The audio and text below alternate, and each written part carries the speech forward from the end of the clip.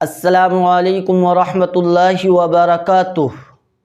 رمضان المبارک کا یہ مقدس مہینہ چل رہا ہے۔ رمضان المبارک کی یہ مبارک بہاریں چل رہی ہیں۔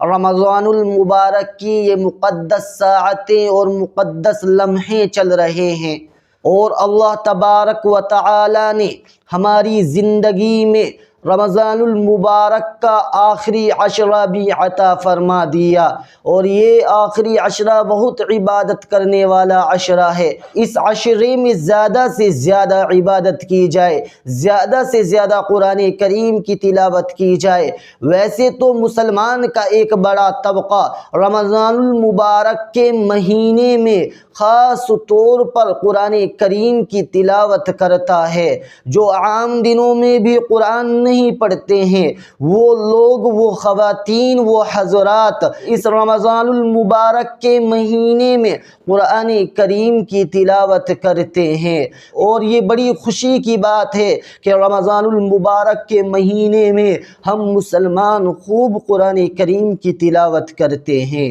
لیکن بات یہ عرض کرنی ہے کہ ہمارے معاشرے میں ایک چیز پائی جاتی ہے کہ اگر کسی شخص کا قرآن رمضان المبارک میں مکمل نہیں ہوا،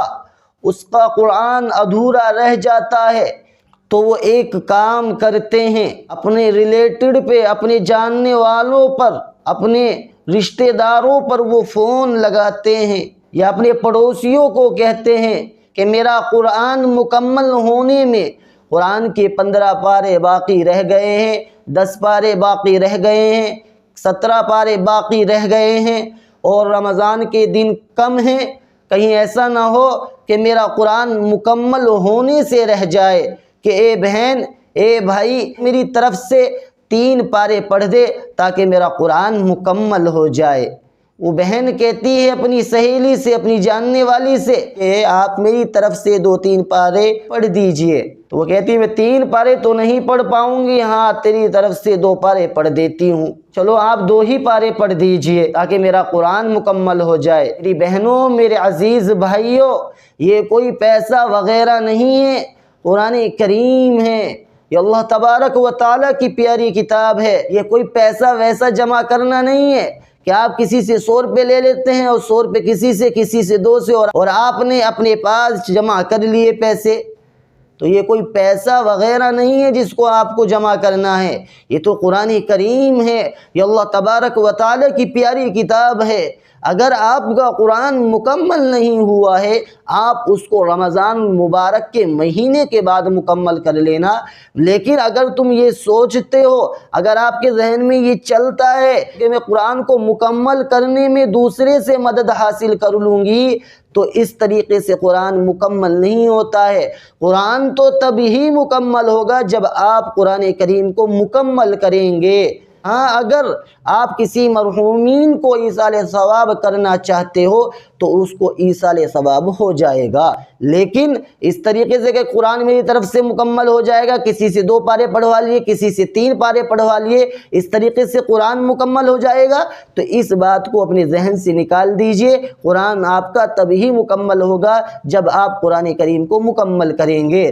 اگر آپ کا قرآن رمضان میں مکمل نہیں ہوتا، اس کو رمضان کے بعد مکمل کر لو، پارے زیادہ باقی رہ گئے ہیں، کوئی بات نہیں، آپ نے جتنے پارے پڑھے ہیں آپ کو اس کا ثواب ضرور ملے گا۔ قرآن کو رمضان کے بعد کر لے تو قرآن آپ کا مکمل ضرور مانا جائے گا۔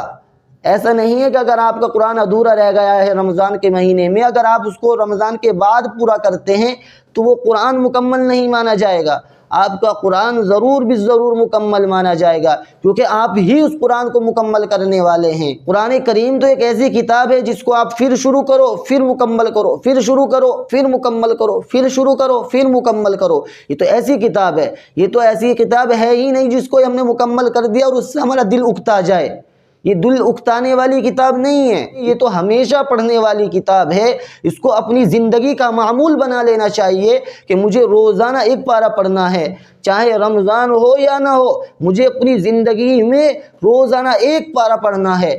2 پارے پڑھنے ہیں، آدھا پارہ پڑھنا ہے، کسی پہ آدھا پارہ نہیں پڑھا جاتا تو ایک پاؤ پارہ پڑھنے کا معمول بنا لے، لیکن اپنا قرآن کریم پڑھنے کا معمول ہمیں اپنی زندگی میں ضرور بھی ضرور بنانا چاہیے۔ قرآن کریم کی تلاوت کی ہمیں ناغہ نہیں کرنی چاہیے، بلا ناغہ ہمیں قرآن کریم پڑھنا چاہیے۔ تو اس لیے میرے بھائیوں، آپ قرآن کریم کو